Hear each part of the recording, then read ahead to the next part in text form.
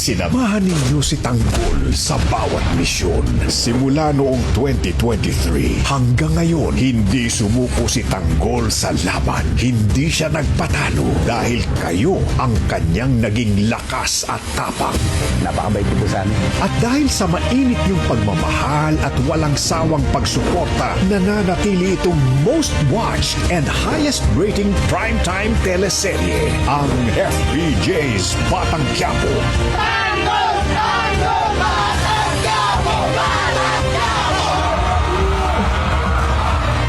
Mula umpisa hanggang ngayon, kayo ang tunay naming inspirasyon.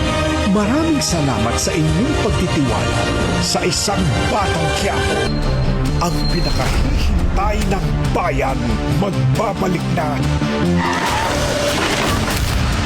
Ang hari ng aksyon sa ating henerasyon.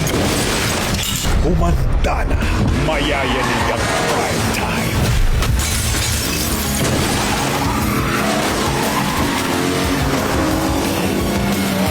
Kapag puso ang iyong bala, siguradong tatamaan ka.